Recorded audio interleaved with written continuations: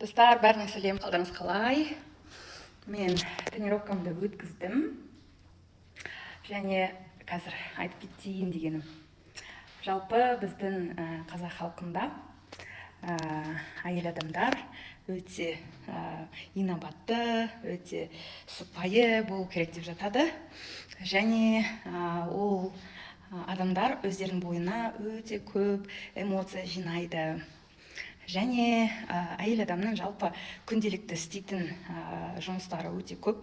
Егер әйел адам Қазақстанда жұмыс істесе, үйге келіп тағы да жұмыс істейді. Күйеуіне қарау, балаларына қарау, бүкіл отбасына тамақ даярлау, оның артынан барлық заттарын жинап алу, тазартып, сосын әйелдер көбіне бәрі ұйықтап қалғанда жататын жандар.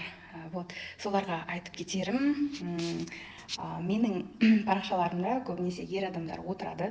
Сіздерге көп рахмет. Және сол ер адамдарға айтарым, сіздер өз әйелдеріңізді қолдап отырыңыздар. Осындай билейтін, жаңа энергияны жаңартатын, бүкіл ауыр эмоцияларды осындай жаттығулармен бірге тастап кететін, осындай жаттығу жасайтын тренерлерға жіберіп отырыңыздар. Үйдің жанында бар шығар. Егер өздеріңіздің тұратын жерлеріңізде ондай тренерлер болмаса, әсіресе жаттығуларды би арқылы, көңілді музыка арқылы, созылу жаттығулары арқылы жасайтын тренерлер болмайтын болса, ютубта өте көп жаттығулар бар. Мен де өзімнің стримімді қазір қосып жүрмін, сол стримға қосылып отырсын.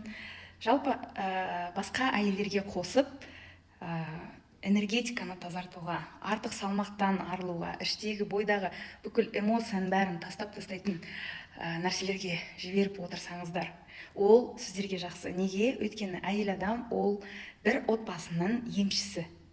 Әйел адамның қолында көп нәрсе тұр.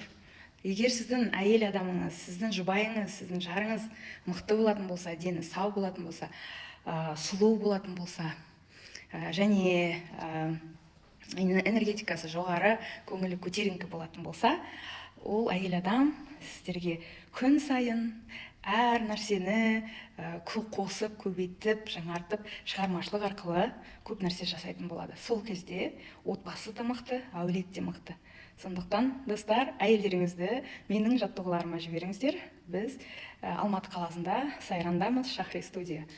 Егер маған алыс болсаңыздар, басқа тренерларға барып, би арқылы әйелдеріңіздің көңілін көтеруге себепші болыңыздар.